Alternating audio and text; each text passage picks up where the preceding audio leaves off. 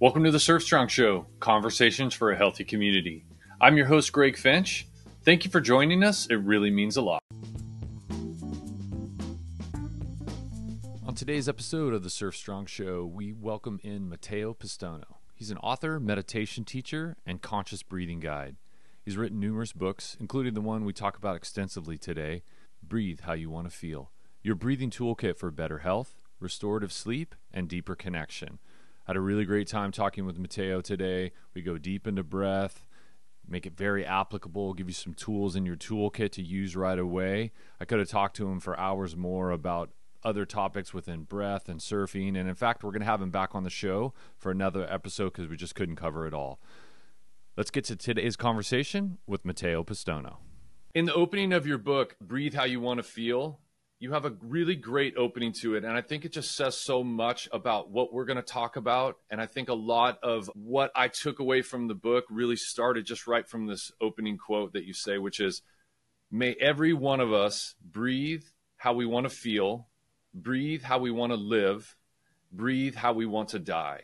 It really just is such a great synopsis for your book. And I'm just going to let you kind of start from that, where that came from, how you kind of came about your book, and just kind of start your process with us. Yeah. Well, thanks for having me on, Greg.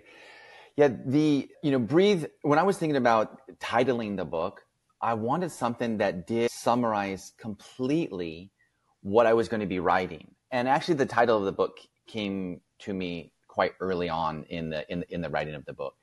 And my idea of this is that, and let me say this also, is that when I was decided to write this book, I didn't want to try to write anything that people had to believe, right? It wasn't sort of belief based. It wasn't dogmatic based. It wasn't, if people want to bring their spiritual ideas or their religious ideas or these type of things into what I write in the book, that's totally fine. But from my side, I was trying to make it somatically based, right? What are we actually feeling in our body? And the idea here is that we have lots of stressors going on all around us, right? We have crazy amounts of stress coming at us through our five senses, and then also from within us, our thoughts, our emotions, our feelings. And because of that, as a way to navigate those stressors, not to be sort of just completely overwhelmed, not just to be a casualty of our own life. The idea here is that we can use breathing interventions to change how we feel. Because the way that we breathe affects how we feel, and the way that we feel affects how we breathe. And it's absolutely immediate. Like, it only takes literally half a breath. Like that long exhalation, you can feel your heart rate going down. When your heart rate goes down, your respiratory rate goes down. When that happens, your relaxation response is turned on. So, and that doesn't take belief. Again, if you want to incorporate something with that, all good. But I was trying to make it very sort of concrete and feeling based. I love the way that you frame it too in several parts of the book, is talking about it as tools. This is your tool bag, place to go to.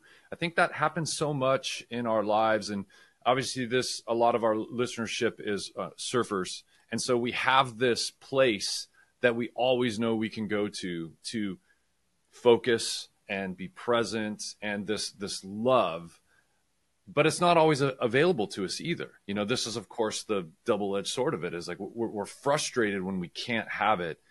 And that is what I find, not only just in your book, but just in general, the topic of breath is accessible to us all the time. At any point. And that toolkit is, it is like, just like a toolkit, like a carpenter. He doesn't not know how to use his tools and then take his toolkit to a work site. He won't know what to do with them. So the idea here is that we sort of hone, we get familiar with a toolkit, a breathing toolkit. And then we can meet any situation. Just yesterday, I was at my local surf break at Pipes in Encinitas, and I was using this. There was just that dude. I was getting irritated. It was the whole thing that we all know about. And I got the moment sort of overtook me in the sense where I got irritated. And as I was sitting there, I'm like, I don't need this right now. And I did exactly what I talk about in the book. and we'll talk about some of these things. Put my tongue on the roof of my mouth, extend my exhale, relax my face, relax my shoulders as I was sitting there on my board, right? So we can apply these whether we're at the break or whether we step on our kid's Lego, or if we jump on the interstate, or whatever sort of stressful situation that might present itself from outside, or like I said, from within. Yeah. And we can talk about, maybe that might be good to talk about those 5 tools that I talk about in part 1 of the book. Absolutely. And before we go into some of those specifics, I want to jump back to the analogy of the carpenter, which I think is great. And to extend it even farther, which is to say that carpenter also, he needs maintenance on those tools before he goes to actually use them. He needs to make sure that they're ready, they're prepared for the job to do. And that's the beauty of this, which is I do this professionally with surfers and keeping them ready. Your expertise and your background and your education on breath specific and of course larger, which we'll go into, we still have got to be so diligent about the practice of that and the maintenance of that, because you're right. We are susceptible to the same kind of influences and distractions. Very similar to you, like you're describing the experience you had yesterday. I'll find myself paddling and being in a situation that I'm anticipating to be bad, right. You know, not crowded, or seeing somebody be like, I mean, have this conversation in my head of like, well, if that person does that, I'm going to do that. And I so often I need, and in a way we could be down on ourselves about that, but really I've inverted it as much as I can in my head and say, this is a form of awareness, is to catch myself doing this. And I'm practicing and sharpening this tool of breath, centered, put a smile on my face. It sounds so silly sometimes, but you're getting back what you're projecting. This is the whole situation. Yeah. And it is, as you just said, it starts actually with awareness. And I think maybe it's important for our listeners to also, like, the way that we're talking about, sometimes people say breath, a lot of people call it breath work these days. I always refer to it as sort of conscious breathing. And this is something like what we're talking about here is not necessarily the 30-minute or hour-long breathwork session. You go to a yoga studio, or you're at wherever, Burning Man, or you're doing whatever.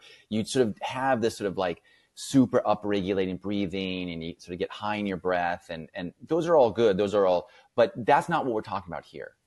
Here we're talking about sort of breathing interventions in the moment to regulate our nervous system, right? And it has to start with awareness. Right?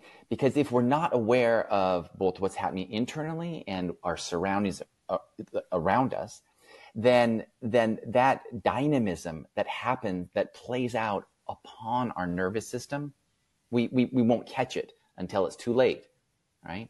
And so it's a specific kind of awareness that we're talking about. You know, it's a kind of how we feel. It's the awareness of how we feel within, not how we think we should feel or projecting outwardly. It's just how we are in this moment in our body. And it's called interoceptive awareness, right? It's this awareness of, as you just said, you're paddling out and you see that dude who just does that thing every time.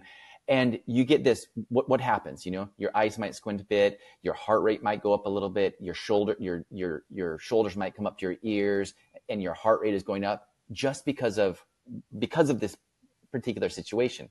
Now, if you want to continue like that, if you want to continue to feel nervous and kind of pissed off and all the rest, great. But if you want to have some agency over how you feel, the quickest intervention is vis-a-vis the breath.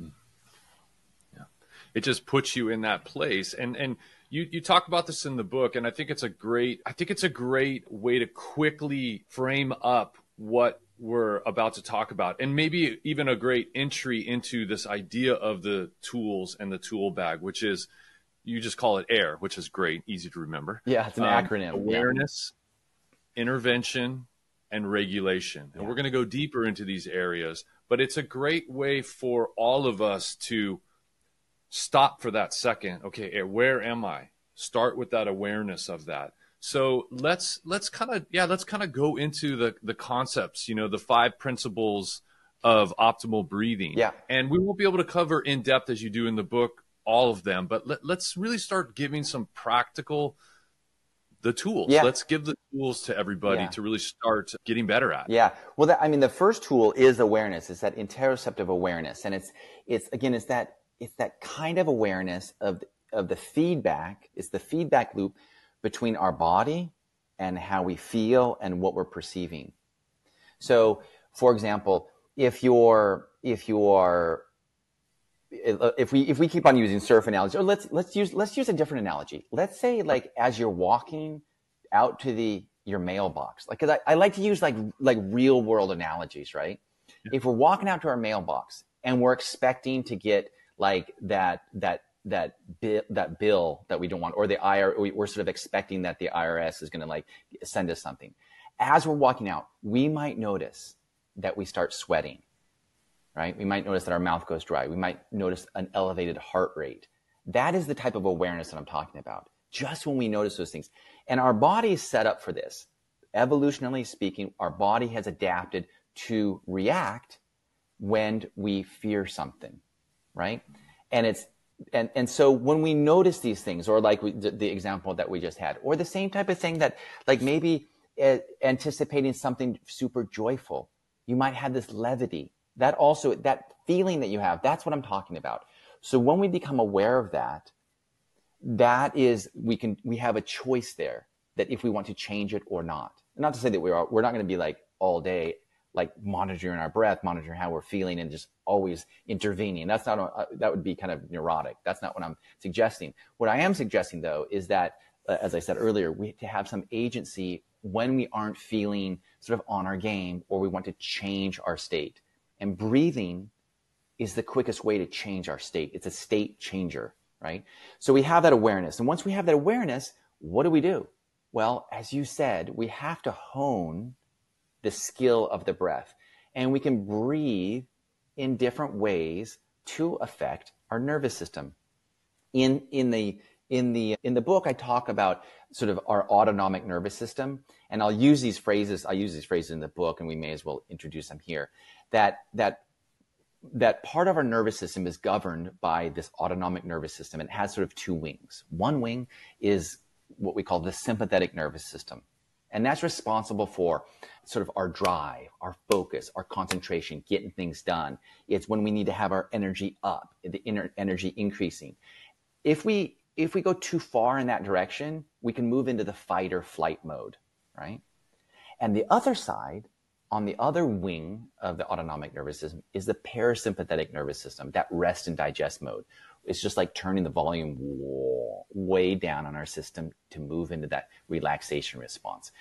And we can affect these two. They are related to each other, but they're not dependent upon each other. So it's not just like a teeter-totter, or it's not like one is on and one is off. We can raise both of them up, or we can move them around. And we can do this with the breath. And how do we do it with the breath? We can do it with the strength of the breath, where they're breathing super powerfully, like what you're doing when people are doing sort of Wim Hof breathing, or very lightly, in a very light manner. We can do it with the speed of our breath, really fast breaths, or super slow breaths, or the depth of our breath, very long and expanded diaphragmatic breath, or little guppy breaths. When we combine these three ways of breathing, and when we know how to combine them, we can either turn up the sympathetic dominance to get our game on, or we can turn it down to move into that relaxation mode, or we can move them both up at the same time to enter flow states, right? So those are the first two tools, awareness and the dials on our breathing system.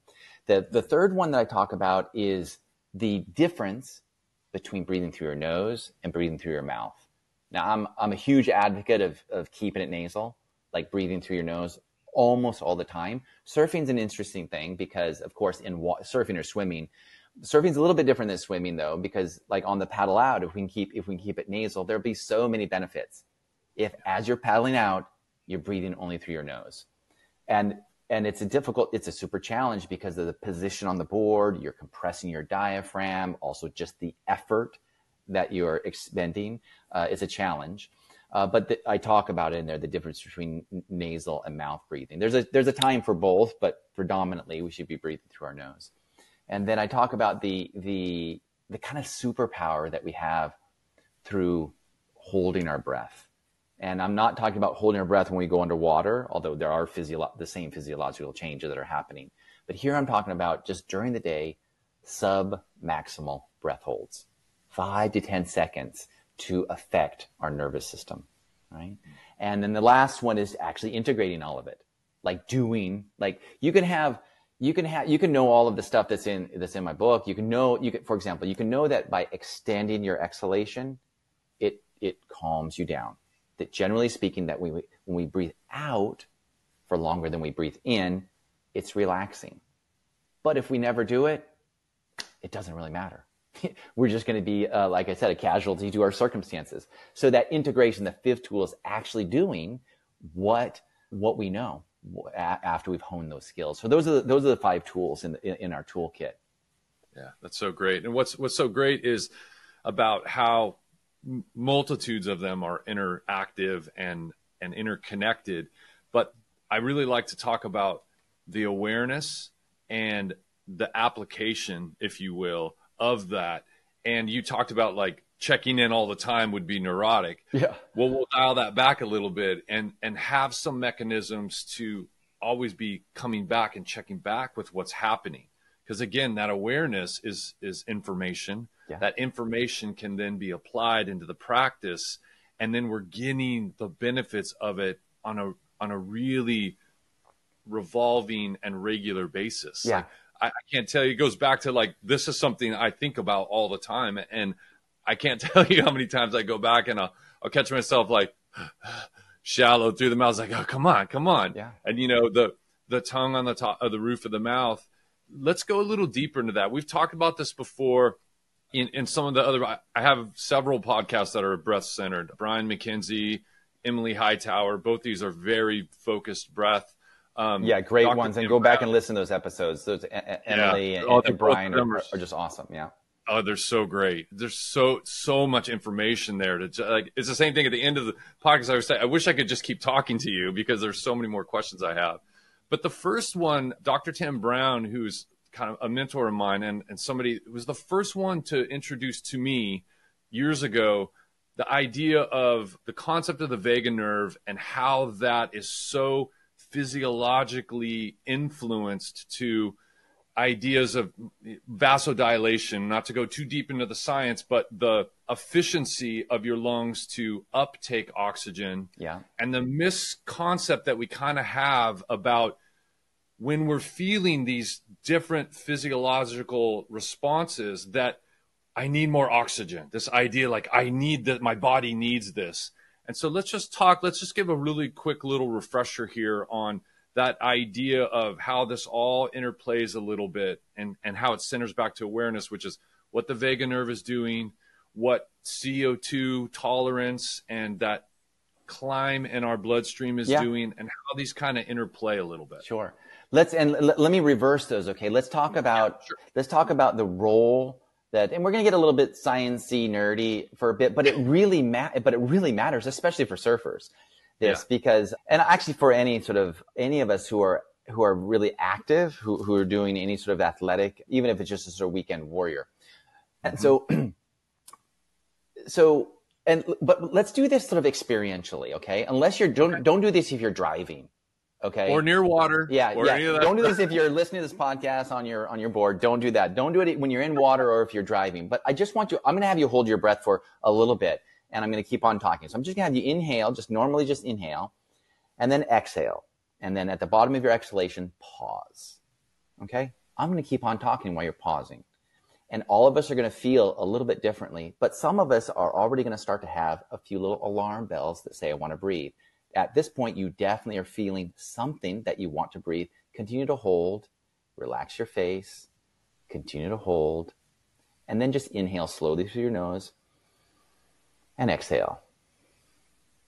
Okay. That little experiment right there. The feeling, did you have a feeling? Yeah. So most people, after about 10 to 25 seconds, will feel something. Some people might be able to hold their breath up to a minute or even longer on the exhale like that. The point of that wasn't to see how long we could hold our breath. The point of it was we inhaled and we exhaled. We paused our breath. And while I was talking and you were wondering, what the hell is he going to do? You were starting to have some feelings. Your body was sensing something. Your body was telling you to do something, right? And the reason that your body was telling you to do something, that was to breathe, was not because you needed more oxygen. And that's a sort of confusion out there, right? So when you inhaled and you exhaled, you held your breath, and that feeling that you needed to breathe, again, if you would have had an oximeter on your finger that was measuring the oxygen saturation in your blood, it would not have changed at all. It would have been 98, 97%. It would have just stayed right there, right? What you were feeling during that 10 to 25 seconds was an increase of carbon dioxide in your blood. Why is that? Because we're alive and we have all of this cellular respiration going on. And what happens when we create energy in our cells, the off product of that is H2O. That's why if you breathe out onto your hand, you feel moist. You're breathing out the water that your cells are expelling. And also carbon dioxide goes out into your bloodstream. And that's what you were feeling, the rising levels of CO2 in your bloodstream. We learned in Biology 101 in high school that they used to say that CO2 was a waste gas. But in fact, it's not a waste gas at all. Because that CO2 in our blood, the appropriate levels of that are, and this is going to be, just follow the plot here, the appropriate levels of CO2 in our blood is the catalyst for oxygen to move out of our blood and into our brain, into our cells, and into our organs. And so how that happens is that when we breathe in air, however it arrives into our lungs, it goes down deep into the bottom part of our lungs, the alveoli, it passes through our lungs and into the bloodstream. The oxygen, there's about 21% oxygen in the air that we breathe. That oxygen molecules goes into the bloodstream and it attaches to a protein called hemoglobin. And that hemoglobin then goes through the heart, and the heart sort of makes it go throughout the body. The oxygen is just in our blood. It's not in our brain yet. It's not in our muscles. It's not in our organs yet. It needs to be there needs to be some uptake into those organs. It has to be delivered. That hemoglobin, for it to deliver, it has to have the appropriate level of CO2 in the blood. So CO2 is the catalyst. CO2 is acidic. CO2 is the catalyst for the oxygen molecules to go into our muscles and into our brain. And this is why when we hyperventilate, for example, some of our listeners for sure have done Wim Hof, or if you just hyperventilated for whatever reason, and you're like, it only takes about 5 or 6 breaths, let alone 30 or 50, to start feeling lightheaded. Now, why are you feeling lightheaded? The reason is because you're blowing off too much CO2. And when you blow off too much CO2, the oxygen isn't being delivered to your brain, right? So that CO2 is the catalyst. It's called the Bohr effect. It was something like a Danish scientist by the name of Christian Bohr. He discovered this, that there's this relationship between CO2 in the blood and the amount of oxygen that is being taken up by our organs in our brain. Now, this is super important. Like, it's a little bit, so that's okay. That's our science episode for right now, because yeah. but it's really important because, absolutely, because we can take charge of that. That bit of science is not complicated. You have to get your head around to a little bit, but we can use that to our benefit. Because if we can withstand slightly higher levels of CO2 in our system, then what is happening? We're actually getting more oxygen delivered to our brain, more oxygen delivered to our muscles and to our organs. And for those of us, and this is sort of a chronic problem everywhere we go, where people are habituated to mouth breathing just throughout the day. They have their mouth open and they're breathing through their mouth. When they breathe through their mouth, they are over breathing. They might not be hyperventilating like this heavy breaths, but the over breathing that happens through the mouth drops our CO2 levels. And when we drop those CO2 levels, what are the consequence? lethargy, brain fog, and all the rest, all of these other, when people come to me and they want to learn about breathing, and I give a little intake form, and when they start telling me that they have brain fog and they have no motivation, their sex drive is down, all of these things, I mean, my focus is on the breath, right? And immediately I'm like, I start asking questions. Are they breathing through their mouth throughout the day? But this also matters on the paddle out. Yeah. If we're paddling out and we're breathing through our mouth in a super, super heavy breath, right? Now, sometimes, if you're taking 3 or 4 sets on top of your head, forget about it. Like, you need to do what you need to do to stay alive out there. But I'm just talking about just if you're just paddling out normally, if we can train ourselves to breathe through our nose, we will be having more energy into our system. We'll be having more oxygen delivered to our muscles, literally on the paddle out, instead of dropping it too low. And then when we get out to the break, we sit up and we feel a little bit lightheaded, like, Jesus, that was a hard paddle out. Well, you feel that way because you were hyperventilating, not only because it was a hard paddle out. Yeah. What's so practical about that idea of CO2 tolerance too, the efficiency of the system to be utilizing the oxygen, like you said, because of the CO2, but it's also that ability to be aware of those fear triggers there's multiple things going on there. One, if you start really flailing, you're physically going to be utilizing more of the oxygen that's in your system. Yeah. The fear itself is the brain is such a huge user of oxygen that if this is also ramping up, that's compounding it. Yeah, because you're going to be expelling more CO2. Yeah, exactly. So it all just interplays to put you into, again, we're talking about shy of actual danger. Those are almost different conversations when you're really getting to the limits of your physical state. We're talking right now about this idea of the toolkit, practicing this in a safe environment and becoming more. This is what I work so much on with my clients, is this idea. Here's some protocols for you to go through to start to become more familiar with this idea, the physiological triggers, where you're at, how your response is to it. We are so much better when we have familiarity with something. Yeah, and we're in a situation that's so dynamic, like surfing, again, shy of real danger, but being familiar with this idea when something unexpected happens, which happens all the time. Yeah. We catch an edge, our hand slips off on a drop, and we go down and poof, that lungful of air is expelled out. If we have practiced this feeling and again are comfortable and aware with, my blood oxygen level is not going to change because of that. No. Just focus on my training, my being prepared for this, and then get back up to the top. And now the reserve that you have, that gas tank that you have, is more full than it would be if you just flailed and got to this point and maybe you have to get out. Yeah. It's just this idea of these practices of this thing. And it goes back to the toolkit. Yeah. And this is all about, like, what you were describing there is I sort of put them in this sort of bucket of down regulating practices. Yeah. Right? And so, and I always, like I just said, I was out there and I got a little bit annoyed. It wasn't as though there was something physical that was happening, although we can still get just as sort of stressed out with something mentally as physical. But what did I say that I did there? I got out there. I noticed that it was happening. I don't dig it. I don't want to have that happen. I want to change my state. So the first thing I did, well, I was aware of it, right? And then the first thing I did was I put my tongue on the roof of my mouth. Why did I put the tongue on the roof of my mouth? Well, you mentioned earlier, because of the vagus nerve. Now, this vagus nerve I write about it a little bit in the book.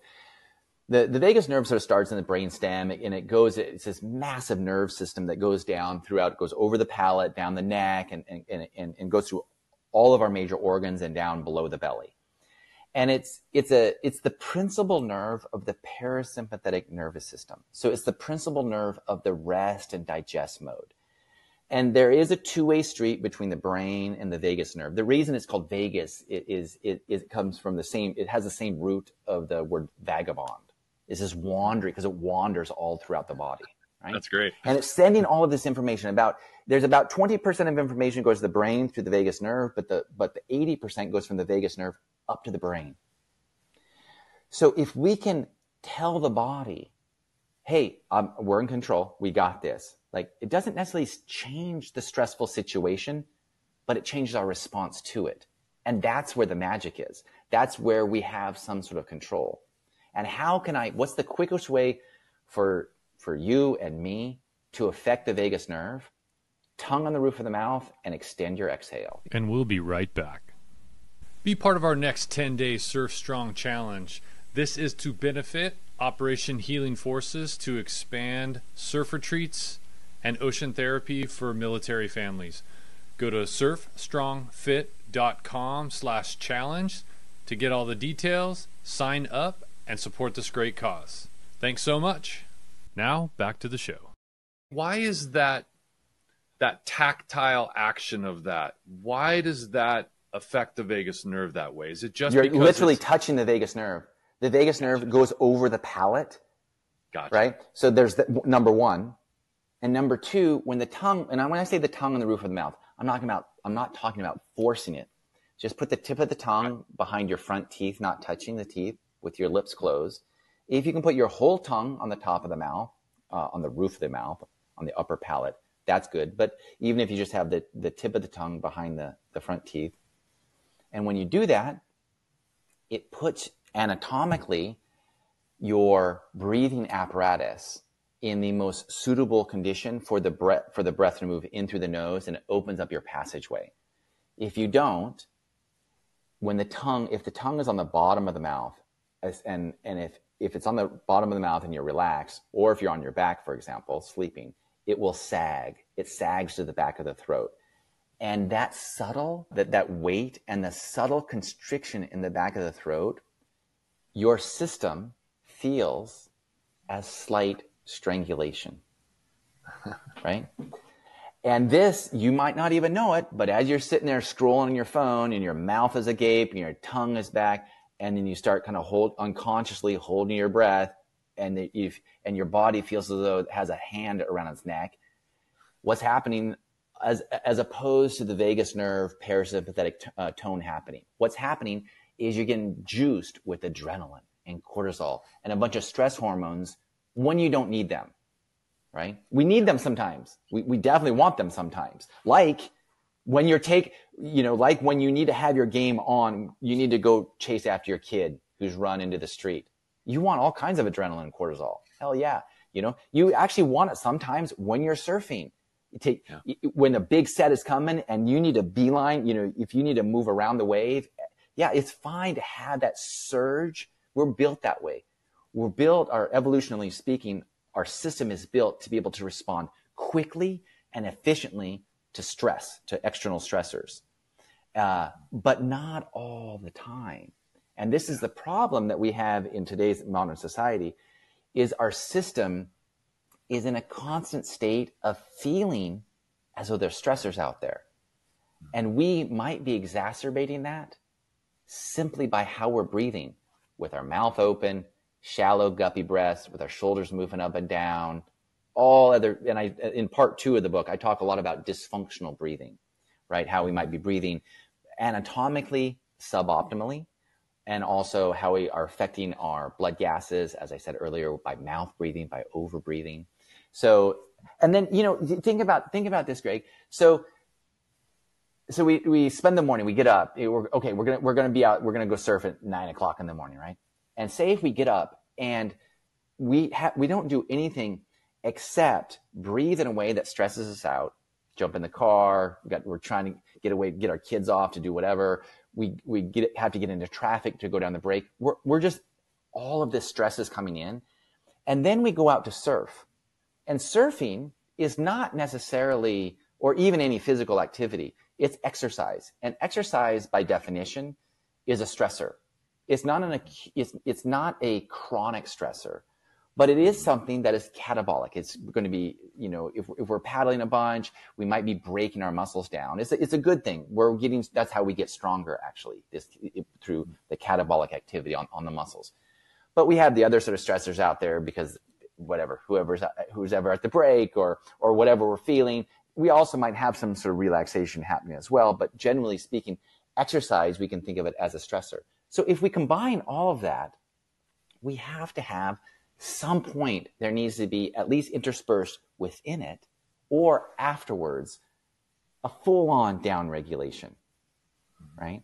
Because if not, we maintain those high levels of stress hormones, and it's just it hammers our system. That's why whenever after I catch wave and I paddle back out, if I have time, I sit there and I immediately put the tongue on the roof of my mouth and I close my lips, and I just take slow, light, slow, and deep breaths, LSD breathing. So let's talk about that. Let's talk about your approach and some of your systems that you use. We talked about in surfing. What about leading up to a session, whether you're on the beach or you're driving to it? Yeah. And then post a session, like your recovery post. Yeah, where we're going to be needing a larger amount than usual of ventilation, right? That is, and you could say that another way, where we need more energy, because it's sort of the same thing. That ventilation is moving energy into the body. It's moving oxygen into our system. So why would we just like warm up only our muscles and stretch only our muscles and not stretch or warm up the primary muscle that is used to move the energy into our system, the diaphragm, right? And so my thinking behind this is that especially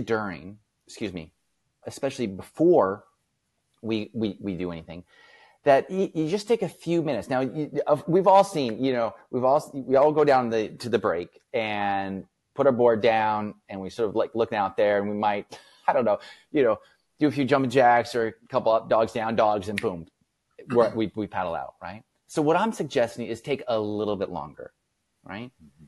Mm-hmm. And you can also, during this time, check in to see if you're super stressed before you paddle out. Like, so check in with that. Maybe you need to down regulate a little bit. But then regarding anatomically, right, I suggest that we just do pre-surfing is just to work on the diaphragm. And I'm talking a minute or two. That is, massage your diaphragm, right? Because the diaphragm, for those of us who don't know, is sort of, if you take your fingers right now, if you're driving, don't do this, but otherwise take your fingers and put them right below your sternum and move down and push in a little bit. And it's like, wow, that's a little bit sensitive. And then move your fingers, do a little claw with your fingers and move them under your ribs, okay? And just sort of grip your ribs. And even as you grip that, keep on breathing. And if you go as far as you can underneath it and then inhale, and you feel that pressure that moves against your fingernails, that's your diaphragm, okay? And your diaphragm connects to the edge of your ribs, all the way down to your floating ribs, and goes all the way around your back and connects to your spine. So it looks like a jellyfish, a sort of umbrella, if you will, a jellyfish. And as we breathe in, the diaphragm moves down. And when it moves down, there's negative pressure that is like a syringe being pulled. And that's what allows the lungs to fill up. And as the lungs fill up, the rib basket needs to expand out. That's on the inhale. And then on the exhale, the ribs move back in, the lungs collapse a little bit, and the diaphragm moves back to its neutral position. This is this apparatus of the diaphragm and the in between the ribs. Those are called intercostals. The intercostals, we can massage those, and we can have more flexibility. And just to summarize it, is that if we have more mobility through massage or other techniques of our diaphragm and our intercostals, we'll be both more efficient in breathing, and we'll have more energy because we'll be able to breathe more efficiently and we'll have larger capacity to breathe. So, and one of the reasons that I suggest not only massaging with our hands here on the intercostals and also rolling, because it's difficult to do that in your back, to massage your diaphragm in your back, and to have some sort of thing that you can roll. You can have an old deflated volleyball or one of these sort of courageous balls or something, and to lay on it and massage your diaphragm even before you go out, or massage your lower back. And one of the reasons for this is that when we're paddling, we're in a very compromised position to breathe. I've worked with a number of people that they talk about when they're paddling out, it's the only time they ever hear themselves wheezing. They're sort of like and it's hard to breathe. And why is that? Well, our body weight is literally laying on top of the diaphragm, right? Or at least the front of the diaphragm. And some of us are only breathe into the front of the body, right? Now, as I just mentioned, the diaphragm is 360 degrees. So we can train ourselves when we're out of the water to begin to breathe in a horizontal manner. Rather than thinking of breath moving upward and downward, we breathe outward. So we breathe in this 360 degrees. So we breathe, and you can have your hands, if you put your hands like claws and you put them on the sides of so your thumbs are on the back of your ribs. Mm-hmm. And as you inhale, you can feel or try to breathe into your thumbs. Like this. And so this idea that when we're in a compromised position, I cycle a lot. I cycle a lot more than I surf. And it's a similarly compromised position. You're slouched over and you're collapsing onto the diaphragm. So I breathe I have very good flexibility in my lower back where the breath moves, right? Because I need to breathe into my back. So you ask the question, what do you do beforehand? Well, when you're down there, sure, warm up everything else, your shoulders and your knees and your ankles, everything else, but move a little bit, have a little bit of manipulation of your diaphragm and of your intercostals. And then you can also, as a pre-surf, this is my main thing that I do, is that I try to do a little bit of up-regulating breathing, right? Now, we talked about a little bit already about how to sort of calm ourselves down when situations are sort of stressful. Well, here, I'm actually thinking of the opposite. I'm like, no, actually, I want to get my game on. So I will breathe. I will breathe a little bit faster and a little bit larger breaths, maybe 10 breaths. And then I'll inhale and hold my breath at the top. I'm not in water. I hold my breath at the top just for about 10 seconds. And then I exhale, right? The thinking behind here, and again, this doesn't rely upon belief. We're just talking about human physiology. That when we breathe out for longer than we breathe in, that's generally relaxing. When we breathe in for longer than we breathe out, it's generally more energy. So on the beach, it might sound something like, that's about 2 or 3 times longer than I breathe out, right? This is an up-regulating breathing pattern. It might look a little similar to Wim Hof for those people who are, or it might look similar to after you've been sprinting for a while, where you're moving more air.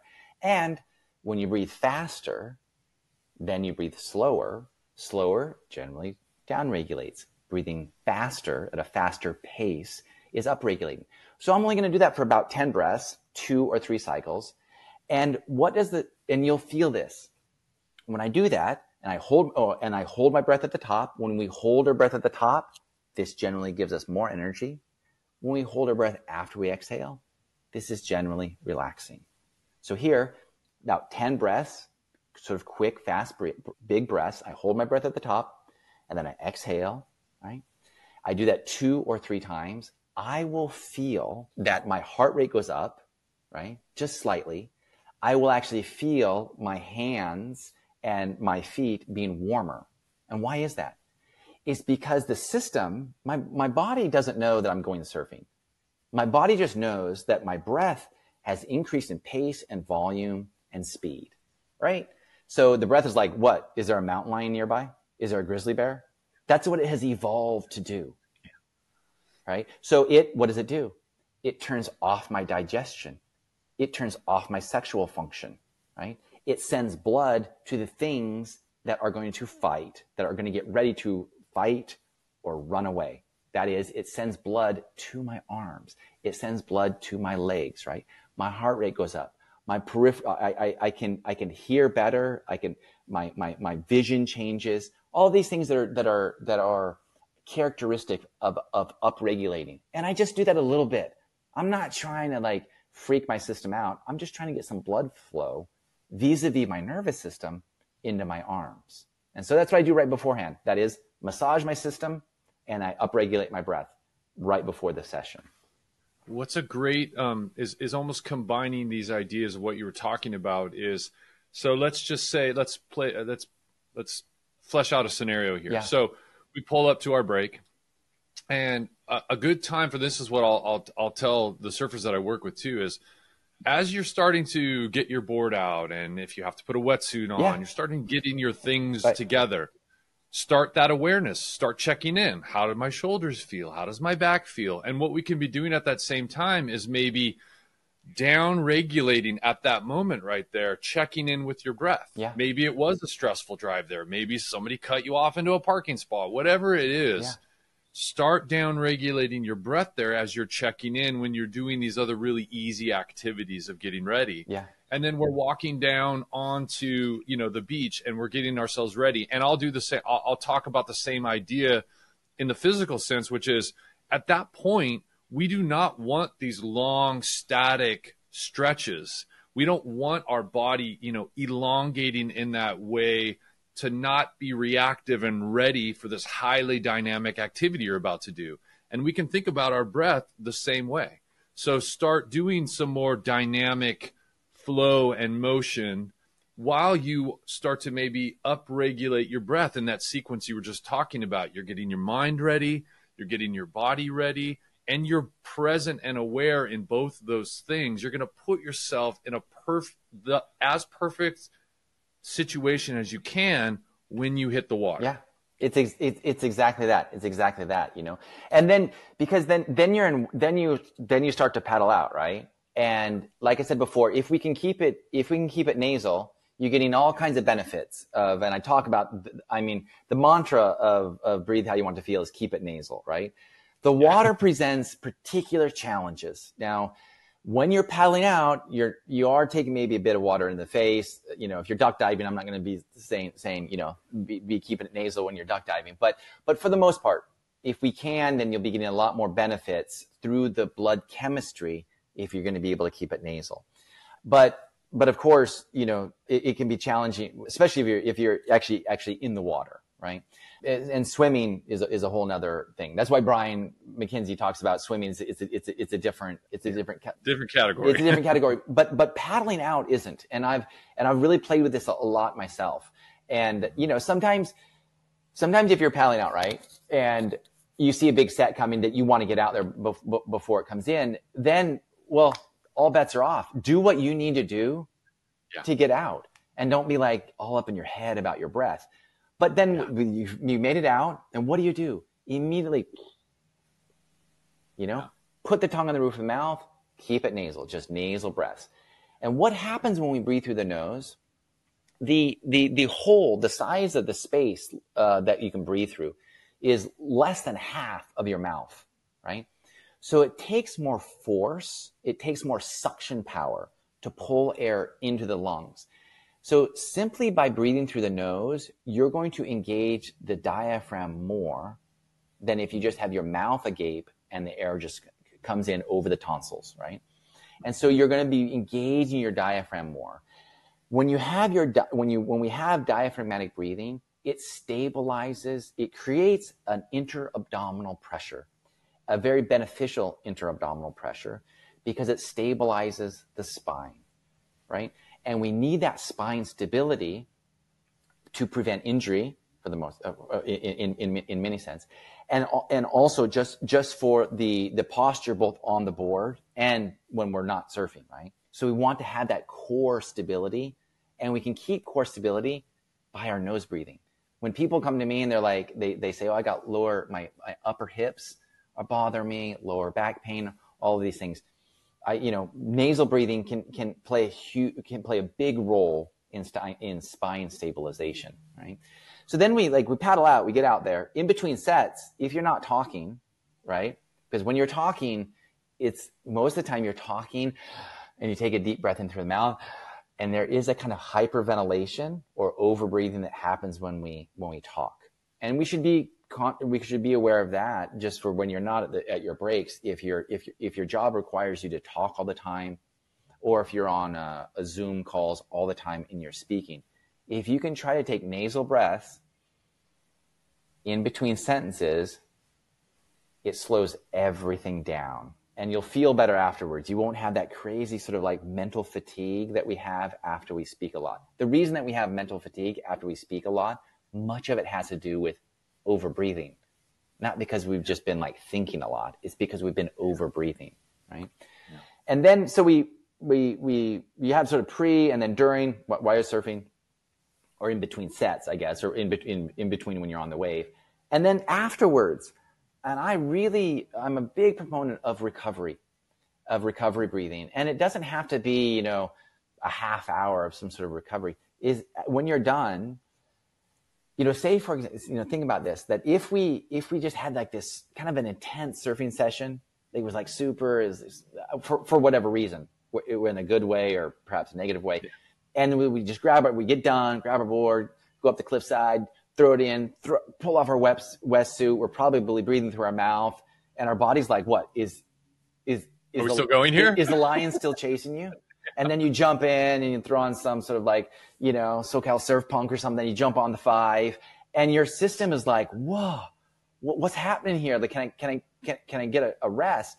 And you go home to your family, right? Or you just go home and you just start throwing in food. And all the blood is still in your arms. There's no blood in your belly. And so then we wonder, like, why do I have poor digestion? It's because you didn't down-regulate before you ate anything.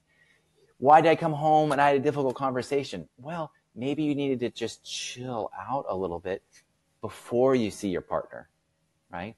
So that down-regulation doesn't have to happen when you're sitting in full lotus.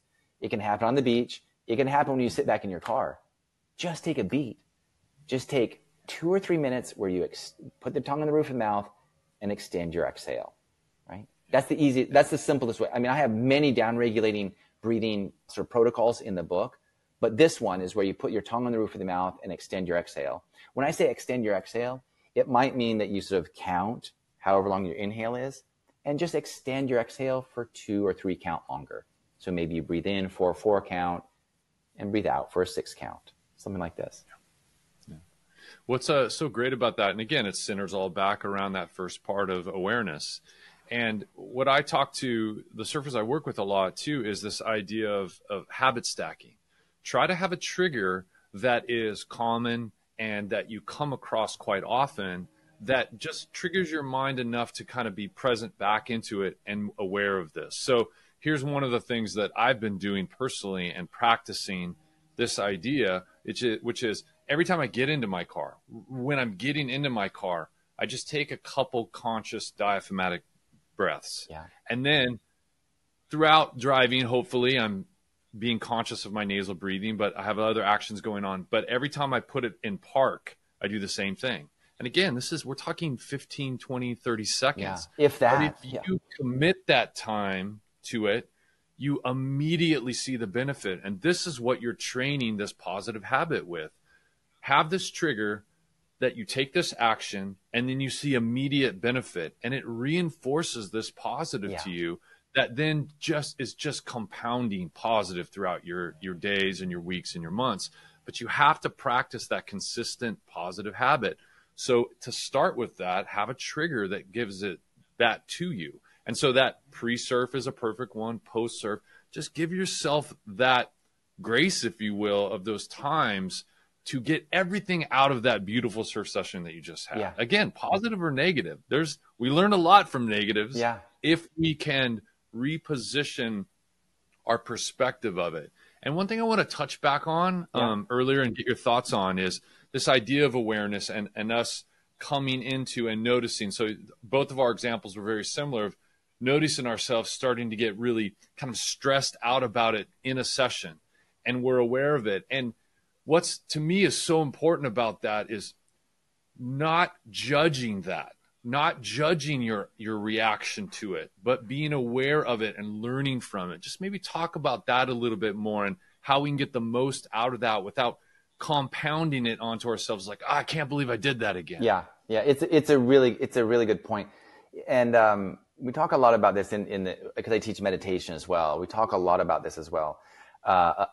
This point about being self-critical because when we become a bit more aware of our internal landscape, you know, it was like, whoa, you know, I didn't know that I was like thinking that, or, you know, wanting to do that, or I had that urge. And the point isn't to hone our attention on negativity.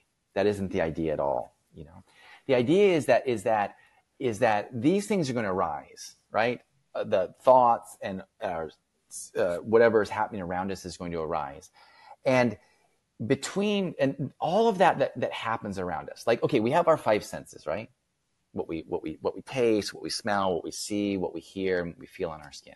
And then those are our five senses. And then we have what moves through our mental landscape, thoughts and emotions.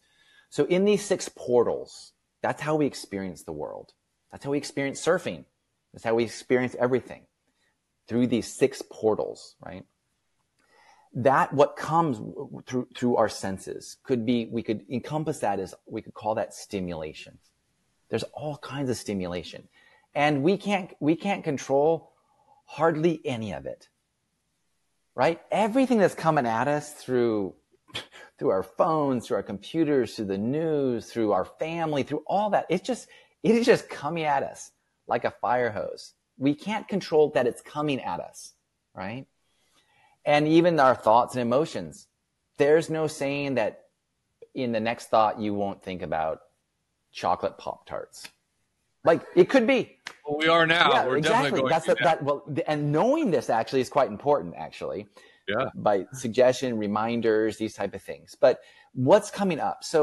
But that interoceptive awareness is that when these things arise, whether through our five physical senses or through our mental, as they arise and we become aware of it, it makes us feel a particular way. Mm-hmm. That is the moment that if we are feeling aversion to it, aggression towards it, like whatever we're feeling towards it, that when we recognize that, before we react, we can intervene. We have that capacity. We have that power to do that. I use a quote in the book by this writer by the name of Viktor Frankl. He wrote, between stimulation and reaction, there's a gap. And in that gap is where we find our freedom. Yeah. This dude wrote that when he was in a Nazi concentration camp. The degree of horrors that were happening around him was, and his all of his feelings towards it was the stimulation. And he recognized that there could be a gap before he reacted in a way. All of the breathing interventions that we talk about in Breathe How You Want to Feel are focused on that gap, that moment, creating the gap, or at least noticing what's happening in the gap. Sometimes we might have already reacted and we need to sort of dial it back in. That's all good. No reason to beat ourselves up. We're just going to reduce the amount of time between habitually reacting and skillfully responding, because that's what we're talking about. We're talking about using our breath to skillfully respond to everything that's happening in our life. And like I said, it's a very stoic thing as well. Like, we can't control what's coming at us, but we can control our response. Yeah. I would encourage everybody listening to read Viktor Frankl's words and his writings. The situation that you described that he's in, that he's writing this from, and how applicable it is to our own lives at this present, like, is such a powerful teachings. And so I would encourage you definitely to read his words and to kind of pursue some of his writings. And you touched a couple times on Stoic philosophy. And one of the things that you talk about in the book that I really love, and it kind of goes in this context. I'm just going to read the quote that you wrote a little bit. It's just like, stressful situations, they're guaranteed in life. So you might as well have a planned response. And in Stoic philosophy, they call that premeditatio malorum. Yeah, it's basically premeditation on troubles. Yeah. And this idea, almost everything that we've talked about today in a practical application is in practicing that away from that, if we said surfing specific, a lot of the things I do, if we talked about breath or response or pop-up or anything that we described, it's about practicing that in positive, progressive habits away from the stimulus and the dynamic situation that is surfing. We could go as far into breathing the same way. And here's a perfect example of that, the practical application of that in life, right? Stress is an absolute part of life, and how we respond to that, back to Viktor Frankl's words, how do we get that pause in there to be able to be conscious of what our almost immediate reaction is going to be to this, especially if it's a stressor and it's anxiety or fear or any of this. There's an evolutionary response why that's happening. Is that fear is giving us this idea, going back to sympathetic, parasympathetic nervous systems. Like, are we okay in this? Is it fight or flight? Like, just that pause, that split second is so powerful in practically every situation that we're describing. Yeah, it is. And you could apply this, directly to surfing, for example. You could just be in your living room and you could contemplate this premeditazione malorum, meditating on troubles, right? What is going to happen? If I'm paddling, whatever, just take your pick of the thing that generates a bit of fear in you when you're in the water, right? Whatever the case may be. And you can actually think about it, and it's safe. And you could even, when you start to think about it, you can notice how you feel. You can notice that your heart rate might go up. You can also tell yourself, this isn't actually happening. So I'm just doing this to prepare myself so that when the situation arises or a similar situation, it's just like practicing any skill.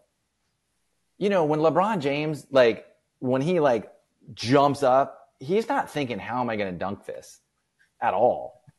Right. He has trained his muscle memory, but also his mental muscle just to do those things.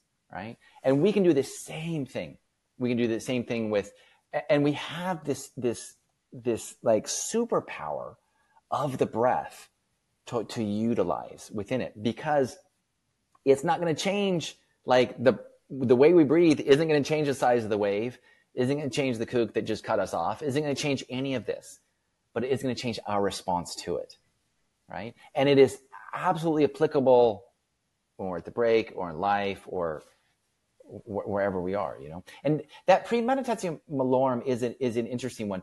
My brother used to always tell me when I was growing up, you got to take part in your own rescue.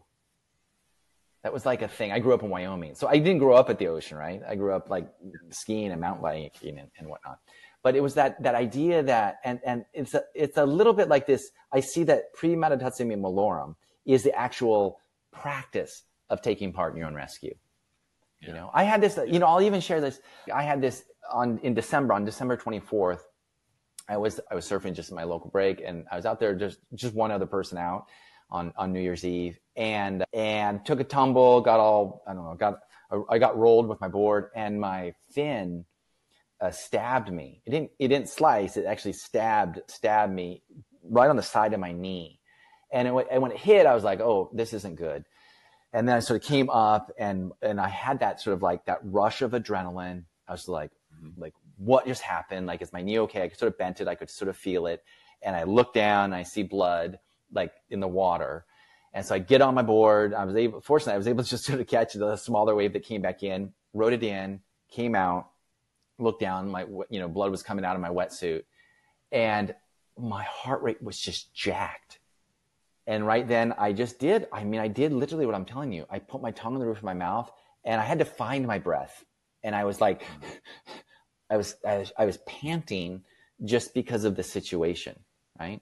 Mm-hmm. And so I just calmed myself down. And it was just fairly quickly, within 4 or 5 breaths, I was able to sort of down regulate. I was like, okay. And there wasn't anybody around. I just need to get up I had to climb up the cliffside, went up the cliffside, and put my board down by my car. And when I took off my wetsuit, it was pretty gnarly. The wetsuit was holding what's inside the skin in. And I took it out and again, that surge came. And my brother who works in the emergency room, I had called him already and he was on the phone and he said to me, he's like, dude, do that breathing thing that you do. And he was my reminder because I hadn't really thought about I teach this stuff. I do this stuff all the time, but I was in a situation where I was really scared. There was blood, there were body parts. It was like this type of thing, and I didn't know I didn't know what was happening. So also that. So again, I just did the thing. I put my tongue on the roof of my mouth and I was just working on that. And I used a technique also where I was counting my breaths because to be even more aware of the moment. Well, the reason is actually, no, it's to, when we count, the same part of the brain that counts is the part of the brain that ruminates, that thinks of worst case scenario. Mm-hmm. So you're occupying it. I just is skillfully distracting myself from myself. And so that's why I was sort of said earlier, you can count in for 4 and out for 6. When you count, you're going to stop worrying about your finances, at least for the count of 4. It might come right back, but then we keep doing the practice. That's that space. That's the space. That's that space. You've given the space. And so I've tried to, apply these things and I hadn't thought about getting injured like that and using the breath. So it was a good little test. Mm-hmm. It's interesting though, too, because even though in the moment, like you said, cortisol, adrenaline, you're pumped and visually seeing blood, the reaction to that, you needed the reminder from your brother to click into it. But those skills are very sharp. The tools were sharp and practiced. And so you could get there. You weren't having to flail around with trying to think of what that was. You knew exactly what that was because it was practiced away from those stressors, away from the situation. Yeah. So then you're occupying your mind, you're bringing it back to that moment, and then you're down regulating into a better situation to then give you the space to think more clearly about what your next step is. Exactly. I mean, how powerful is that? Name any scenario. Yeah, exactly. Yeah. So I put these 3 parts of the book that, as you said, they had the 5 tools and apply them to daily life, how to breathe how you want to breathe in and sleep, how to actually improve your sleep, breathing for exercise. We talked a little bit about that, breathing for meditation and flow states. And so that's so the first part was sort of breathe how you want to feel. And the part 2 was applying those, which I titled Breathe How You Want to Live. And part 3, which some people have, it sort of surprises some people because the title of part 3 is Breathe How You Want to Die. And for me, this aspect of the breath and the way that I learned 30 years ago when I started to study the breath, it was intimately connected to studying the impermanent nature of life. Because every breath we have, it arises and then falls, only for a new one to appear. But that singular breath is done, right? And we do that 20 to 25,000 times a day. And so that awareness of impermanence, not only of the breath, but of life as well. And my training of this it came from Buddhism and from Hatha Yoga, as I said, like 30 years ago when I was studying.